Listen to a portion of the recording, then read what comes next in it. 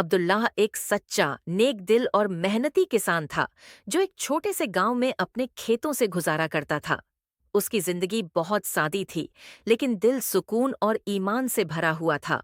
وہ 5 وقت کی نماز پڑھتا، ہر حال میں اللہ کا شکر ادا کرتا اور کبھی کسی کی حق تلفی نہیں کرتا۔ اس کی سب سے بڑی دولت تھیں اس کی 4 بیٹیاں، عائشہ، فاطمہ، زینب اور مریم۔ کوئی بیٹا نہیں تھا، لیکن اسے اس بات کا کوئی ملال نہیں تھا۔ گاؤں کے لوگ اکثر تانے دیتے تھے کہ بیٹا نہیں ہے، بڑھاپے میں کون سہارا بنے گا، مرنے کے بعد نام کون روشن کرے گا۔ لیکن عبداللہ ہمیشہ اطمینان سے کہتا، اگر بیٹیاں نیک اور دینی ہو جائیں تو وہ بڑھاپے کا سہارا ہی نہیں، جنت کی راہ بھی بنتی ہے۔ عائشہ سب سے بڑی تھی، سمجھدار، سلیقہ مند اور بے حد شریف۔ وہ قرآن پڑھتی اور محلے کی بچیوں کو بھی پڑھاتی۔ فاطمہ بہت اللہ والی تھی، دن میں روزہ، رات میں تہجد، زبان پر ہمیشہ درود اور دل میں سب کے لیے دعا۔ زینب دل کی بہت نرم اور مددگار تھی، بیماروں کی سیوا کرنا، بوڑھوں کی مدد کرنا اور غریبوں کو کھانا کھلانا اس کا شوقت تھا۔ مریم سب سے چھوٹی تھی لیکن حافظہ تھی۔ محض 10 سال کی عمر میں اس نے پورا قرآن حفظ کر لیا تھا۔ اس کی آواز میں ایسا اثر تھا کہ جب وہ قرآن پڑھتی تو ہر دل سکون محسوس کرتا۔ عبداللہ اپنی بیٹیوں کو تعلیم، تہذیب اور دینی سمجھ کے ساتھ پال رہا تھا۔ اس کی یہی کوشش تھی کہ وہ بیٹیاں ایسی بنائے جو کل اس کے لیے جنت کا دروازہ کھولیں۔ ایک دن کھیت میں کام کرتے وقت عبداللہ اچانک گر پڑا۔ اس کے سینے میں تیز درد ہوا اور ہوش کھو بیٹھا۔ گاؤں والوں نے اسے پاس کے شہر کے اسپتال پہنچایا۔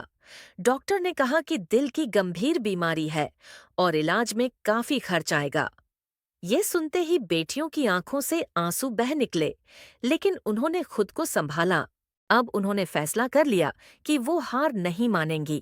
عائشہ نے قرآن کی تعلیم دینا بڑھا دیا اور غریب بچیوں سے بہت کم فیس لے کر پڑھانا شروع کیا۔ فاطمہ نے اپنے ہاتھ سے کھانا بنانا شروع کیا اور گاؤں میں اسے بیچنا شروع کیا۔ زینب نے سلائی کا کام سیکھا اور محلے کی عورتوں کے کپڑے سلنا شروع کیا۔ مریم نے بچوں کو قرآن حفظ کرانا شروع کیا۔ چاروں نے محنت کی، صبر کیا اور پیسہ اکٹھا کر کے اپنے ابا کا علاج کروایا۔ عبداللہ کو جب یہ پتا چلا کہ اس کی بیٹیاں اتنی محنت کر کے اس کا علاج کرا رہی ہیں تو اس کی آنکھیں بھر آئیں۔ اس نے کہا، اللہ نے مجھے بیٹا نہیں دیا، مگر جو بیٹیاں دی ہیں وہ 1000 بیٹوں سے بڑھ کر ہیں۔ علاج کے بعد جب عبداللہ تھوڑا سنبھلا تو ایک رات اس نے اپنی بیٹیوں کو پاس بٹھایا اور کہا، بیٹیوں، میں اللہ کا بہت شکر گزار ہوں کہ اس نے مجھے تم جیسی اولاد دی۔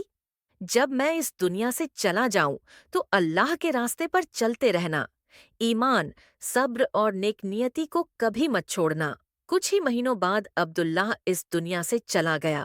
اس کا جنازہ پورے گاؤں میں ایک مثال بن گیا۔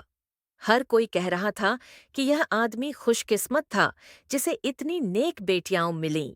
بیٹیوں نے ابا کے جانے کے بعد کمزوری نہیں دکھائی۔ انہوں نے اس کی سیکھی ہوئی باتیں اور دینی تعلیم کو اپنا ہتھیار بنا لیا۔ عائشہ نے اپنا چھوٹا سا مدرسہ ایک باقاعدہ اسکول میں بدل دیا، جہاں بچیاں قرآن، حدیث، نماز اور اچھے اخلاق سیکھنے لگیں۔ فاطمہ نے عورتوں کے لیے ہر ہفتے دینی درس شروع کیا، جہاں وہ پردے، نماز اور اسلامی تعلیم کی باتیں کرتی۔ اس کی آواز میں ایسا اثر تھا کہ سننے والوں کی آنکھوں سے آنسو نکل آتے۔ زینب نے گاؤں کی غریب اور اناتھ بچیوں کے لیے ایک چھوٹی سنستھا شروع کی، جہاں انہیں کھانا، تعلیم اور تربیت دی جاتی۔ وہ کہتی تھیں، اللہ نے جو دیا ہے اس میں دوسروں کا بھی حصہ ہے۔ مریم نے دارالقرآن کے نام سے ایک اسلامی سینٹر بنایا، جہاں لڑکیاں قرآن حفظ کرتیں، ترجمہ اور تفسیر سیکھتیں۔ وہ خود روز 1 گھنٹہ تفسیر کی کلاس لیتی اور قرآن کو آسان زبان میں سمجھاتی۔ دھیرے دھیرے چاروں بہنوں کی محنت رنگ لائی۔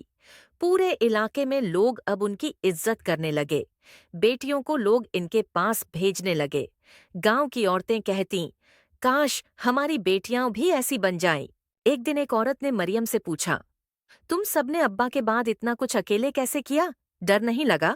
مریم مسکرا کر بولی، ہمارے ابا ہمیں صرف پالتے نہیں تھے، وہ ہمیں جینے کا طریقہ سکھا گئے تھے۔ جب نیت سچی ہو اور راستہ اللہ کا ہو تو پھر ڈرنے کی کوئی بات نہیں ہوتی، راستے خود آسان ہو جاتے ہیں۔